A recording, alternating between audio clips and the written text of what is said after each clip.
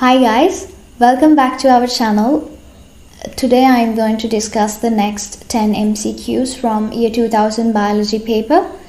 So before we start, if you don't have the question paper, the 10 questions that we're going to discuss today is in a PDF. So you can use the link in the description to download that. Question number 41. Which of the following substances in motor vehicle exhaust fumes cause the most immediate harmful effect on humans? The answer is the third one, carbon monoxide. This is because carbon monoxide can irreversibly bind with hemoglobin, and that reduces the oxyhemoglobin production. Reduction of oxyhemoglobin content is the harmful effect that occur in this scenario. So because of that, the amount of oxygen transported into blood reduces. In this question, you also should know what is hemoglobin. You're supposed to know that hemoglobin is a respiratory pigment in human body which is responsible to transport respiratory gases, and also tobacco smoke contain carbon monoxide. We discussed this on the gaseous exchange in animals. So note down any facts if you want. Question number 42. They're given all for that question, so without bothering, we'll just leave it there. Question number 43. Answer is the fifth one. Which one of the following is incorrect regarding viruses? They're asking the incorrect statement. So when you read out the answers, you might feel it's a bit complicated, and let's review one by one. First one, they do not show a cellular organization. This statement is correct, and because they don't show a cellular organization, we also don't consider them as living organisms. So that's about it. And the second one, they are obligate parasites. This is a common point regarding viruses. So they're known as obligate parasites because they can only multiply within a living host cell. Without a living organism, they can't multiply. So that's also correct. The third statement, DNA or RNA may exist as double-stranded or single-stranded form in the viral genome. This is also correct. RNA or DNA may present as the genetic material. So an extra point, RNA viruses have reverse transcriptase enzyme, and it is used to reverse transcribe RNA to DNA. So if you remember the facts in the resource book, you can very easily eliminate first, second and third, knowing that they are true. Fourth statement and fifth statement are a bit doubtful. So in the fourth one, it said some viruses contain enzyme polymerase in the capsid, and in the fifth one, they are not found in the natural habitats like soil or water. So I'm gonna logically explain the fifth one. So viruses are microorganisms. Microorganisms are ubiquitous, which means they're everywhere. So they're found in water, soil, internal and external surfaces of organisms. So here it said they're not found in natural habitats like soil or water, which makes that the answer, so it's wrong. So which simultaneously makes the fourth one a correct statement. So the answer is the fifth one here. Question number 44. Microorganisms are made use of in the production of the following: wine, lactic acid, bread. Which of the above make use of Saccharomyces cerevisiae? Saccharomyces cerevisiae is yeast, so the answer is the third one. So in the resource book, page 20, it said that Babylonian and Sumerian civilizations used yeast to make alcohol back in 600 BC. So you can remove the answers without A because A is a correct one. So to produce alcohol, wine is an alcohol. So they've used yeast for that. So you can eliminate the fourth one. So let's go to the second one. So lactic acid. Lactic acid is produced by waste products from cheese and butter industry. Lactobacillus bulgaricus or Lactobacillus bulgaricus is involved in the fermentation of lactose to lactic acid. And that's wrong. So you can eliminate the answers with B. The C statement, bread. It's a commonly known fact that yeast is used in bakeries. So yeast is Saccharomyces cerevisiae is known as baker's yeast. The primary function of fermentation in bread is to generate carbon dioxide. So bread dough capture this CO2 and rise when it's baked. So that gives that crumb texture of bread, and now you know it's from yeast.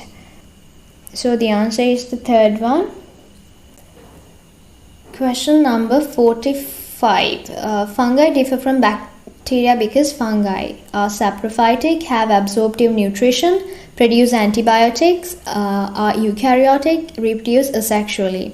So when you read out the answers, you can easily get that it's the fourth one, because it's a very common fact that bacteria and archaebacteria have prokaryotic cellular organization, while kingdom fungi comes under, they have eukaryotic cellular organization. So now I'm gonna just explain these facts in relation with fungi, and according to this question, the other remaining four answers should be common to both bacteria and fungi, so which makes eukaryotic nature unique only to fungi. So the first one, saprophytic, which means decomposers of dead bodies. That's done by fungi. The second one, heterotrophs. Actually, fungi are absorptive heterotrophs. The third one, which is the production of antibiotics. It's a bit tricky. So the fifth one is also true, reproduce asexually. If you remember the third unit, phylum Ascomycota produce asexually using conidia. And in the third one, the production of antibiotics. You might not remember this fact. It's because we don't usually talk very much about this, but penicillin is the antibiotic produced by the fungi Penicillium, which comes under phylum Ascomycota. So you don't need to know all these facts to get to the answer. You just need to remember the very basic fact that eukaryotic nature of fungi. So the answer is the fourth one. Question number 46. The answer is the third one. So which of the following is incorrect regarding microorganisms and diseases? I'll just read out the answers. Microorganisms are found also in the intestine of healthy humans. Actually, it is said that for 10 to the power 13 body cells, there are about 10 to the power 14 microbial cells. So this is just an estimation. So it means that there are 10 times more microbial cells than human cells. So in large intestine, a minimal colonization of E. coli, Escherichia coli, can be seen, and there are several uses of them.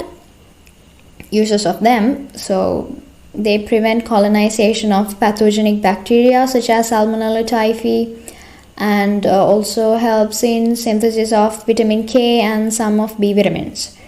So the second one, extracellular enzymes produced by some microorganisms are responsible for disease production.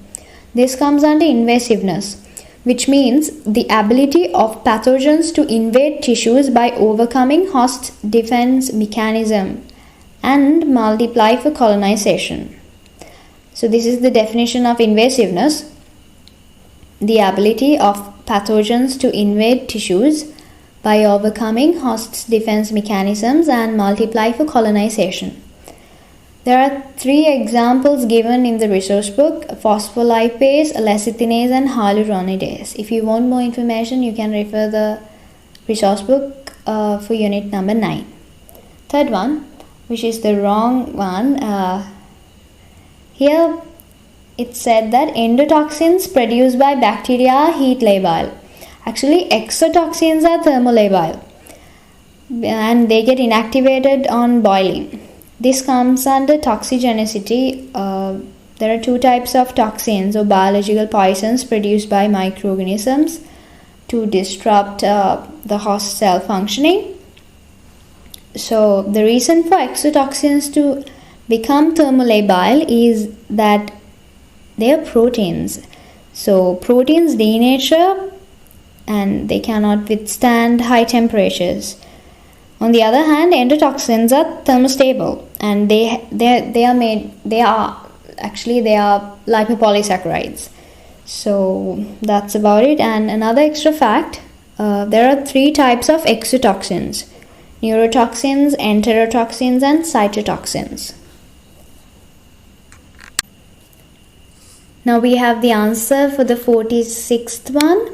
So the fourth statement says that human skin prevents the establishment of some pathogenic microorganisms, and that statement is correct. We talk about this under immunity. In external barriers, we talk about skin. So due to its keratinized cell layer and periodic shedding of epidermal cells, the skin can act as a physical barrier. So the fifth one, inflammatory response is a mechanism for prevention of the spread of an infection from the original site. This is also correct. 47th question is based on practical number 37 in Biology Practical Handbook. So you can just read it. You can also see it on the screen. The answer is the fourth one. If you don't have the practical book, I will link it in the description so you can download that also, because you also need to study these practicals, not just for MCQs, also for the structured essay paper. Question number 48 and 49 are not relevant to the new syllabus, so we'll just skip to the 50th one. Question number 50. Which of the following is not a method of artificial vegetative propagation of plants? This is also remotely related to unit number 10. Answer is the fourth one, propagation of bulbils. Vegetative reproduction is asexual, so new plant formed from vegetative reproduction is nearly always genetically identical to the parent. So that's the explanation to this question. So that's it.